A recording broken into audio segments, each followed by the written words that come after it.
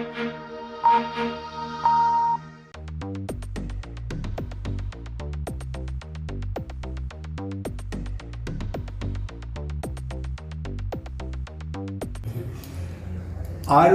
पर्व के नाम से आयुष मंत्रालय भारत सरकार की एक योजना है। वो कुछ अंतराल के बाद देश के विभिन्न जिलों में ये 3 दिवसीय कार्यक्रमों का आयोजन कर रहा है। हमारे बाद मोहाली चंडीगढ़ में है। उत्तर प्रदेश में 4 वर्ष पूर्व पहला कार्यक्रम हुआ था कानपुर में। ये दूसरा कार्यक्रम करने का सौभाग्य मेरठ को मिला है। आयुर्वेद महासम्मेलन को ये कार्यक्रम मिला है। आयुर्वेद महासम्मेलन के प्रादेशिक टीम के अंतर्गत ये कार्यक्रम आयोजित है। इस कार्यक्रम में उद्घाटन सत्र होगा, जिस सत्र में आदरणीय उपराष्ट्रपति जी, आदरणीय राज्यपाल जी और आदरणीय मुख्यमंत्री योगी आदित्यनाथ जी 3 जने प्रमुखता से शिरकत करेंगे। आयुष मंत्रालय के सचिव वैद्य श्री राजेश कोटेचा जी भी मंच पर होंगे। पतंजलि से आचार्य बालकृष्ण जी भी कल मंच पर उपस्थित रहेंगे उद्घाटन कार्यक्रम में। उसके बाद इसका एक सेकंड फेज है चिकित्सा वाला। देश और प्रदेश के कहीं से भी कोई व्यक्ति किसी जाति, धर्म, पंथ, पूजा पद्धति की हमें तो रोगी चाहिए, इससे कोई मतलब नहीं, वो आए और अपने पुराने चिकित्सा के टेस्ट और कागज ले आए तो अच्छा। और कोई रजिस्ट्रेशन नहीं, पहले आओ पहले पाओ के आधार पर चिकित्सा होगी। अलग अलग कक्ष होंगे। शल्य चिकित्सा यानी सर्जरी के लायक केसेस का अलग होगा। काय चिकित्सा यानी शारीरिक चिकित्सा, औषधि चिकित्सा वालों का कक्ष अलग होगा। और नाड़ी वैद्य भी उसमें उपस्थित रहेंगे जो आयुर्वेद की पुरानी विधा है। आचार्य बालकृष्ण जी भी पहले घंटे में मरीजों को वहां देखेंगे। इसके अतिरिक्त हमारी प्रदर्शनी लग रही है। प्रदर्शनी में आयुर्वेदिक औषधि निर्माता अपने प्रोडक्ट्स का प्रदर्शन करेंगे।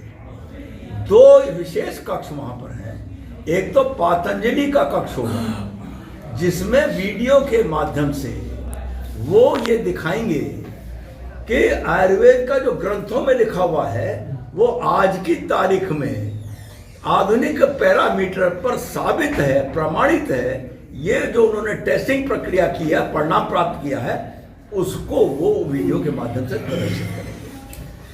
एक हमारे सरधना के व्यक्ति हैं जो ऐसी दवाएं जो हमारे घरों के ऐसे 50 पौधों का प्रदर्शन होगा। प्रदर्शनी पक्ष के बाद साइंटिफिक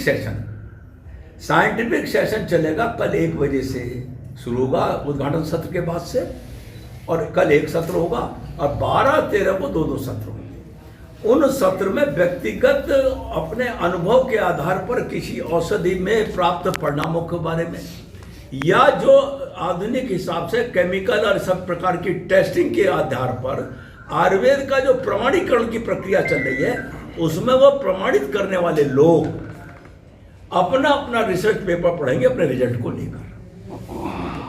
हम इसके बाद, क्योंकि इस कार्यक्रम में ज्यादातर अंडर ग्रेजुएट और पोस्ट ग्रेजुएट बच्चे हैं, साथ ही कुछ 200 के करीब आयुर्वेद के विशेषज्ञ हैं। उद्घाटन सत्र के बाद ये कार्यक्रम उनका होगा। तो वो चाहे चिकित्सा वाले वैद्य के साथ बैठेंगे, अनुभव प्राप्त करेंगे, वो चाहे प्रदर्शनी में जाकर देखेंगे, चाहे वो उन पौधों को देख के अनुभव प्राप्त करेंगे, चाहे वो पतंजलि के वीडियो प्रदर्शन को देखकर अनुभव प्राप्त करेंगे। लेकिन अंततोगत्वा ये कार्यक्रम फिर उनका होगा। और इसके माध्यम से हमारा पर्पस क्या है, जो कोरोना काल में हमने आयुर्वेद को आयुष क्वाथ और स्वर्ण प्राशन के माध्यम से प्रासंगिक बनाया गया था, वो प्रासंगिकता है और उस क्रम को आगे बढ़ाने के लिए आयुष विभाग जनता के बीच में आयुर्वेद, यूनानी, होम्योपैथ और इस सबको ले जाने के लिए इस प्रक्रिया को कर रहा है और ये उसके सहयोग से हो रहा है। और इसके बाद मुझे पहली बार का यह अनुभव हो रहा है इस कार्यक्रम का। इसमें जो मुझे आवश्यकता महसूस होगी, निश्चित तौर पर आयुष विभाग में बात करके भविष्य के कार्यक्रमों के लिए उसमें से सुधार होगा। और अंततोगत्वा ये रिसर्च पेपर भी आप लोगों के माध्यम से हम जनता तक भेजेंगे, जिससे कि सामान्य जनता में हो। और फिर एक प्रार्थना भी हम कर रहे हैं, जिसको हमारे किसी रिसर्च पेपर पर संदेह हो, उसके संदेह और शंका समाधान का आमंत्रण भी हमको है। हम उसका शंका समाधान भी कराएंगे। आयुर्वेद पुराना जरूर है, लेकिन आयुर्वेद आज की तारीख में प्रामाणिक हो रहा है। पतंजलि का इसमें बहुत बड़ा योगदान है। हम उस योगदान का लाभ लेकर भी आयुर्वेद को ले जाएंगे। स्वर्ण प्राशन पर भारत सरकार के CSIR और PGI लखनऊ के बीच में एक MOU हस्ताक्षर हो गया है। उसके आधार पर स्वर्ण प्राशन को इम्यूनिटी बिल्डिंग प्लस कुपोषण के इलाज के में प्रमुखता से प्रयोग किया जाएगा। मरीज की पहले की स्थिति, मरीज की बाद की स्थिति, ये सब आधुनिक विधा से टेस्टिंग करेंगे। PGI को बधाई दी है फोन करके। ये भी मेरठ के लिए आज एक विशेष सौभाग्य की बात है कि आदरणीय कुलपति संगीता शुक्ला जी के नेतृत्व में इस विश्वविद्यालय ने A++ मानक रैंक में प्राप्त करने का सौभाग्य हासिल किया है। ये निश्चित तौर पर उन्होंने जो इधर आकर सुधार किए उसका परिणाम प्रतिलिखित हो रहा है। लेकिन एक बात जरूर कह दूँ, मेरठ है, इसकी प्रगति कभी न रुकी है न रुकेगी। आज विश्वविद्यालय को मिली है तो कल सड़क पर कुछ काम मिलेगा।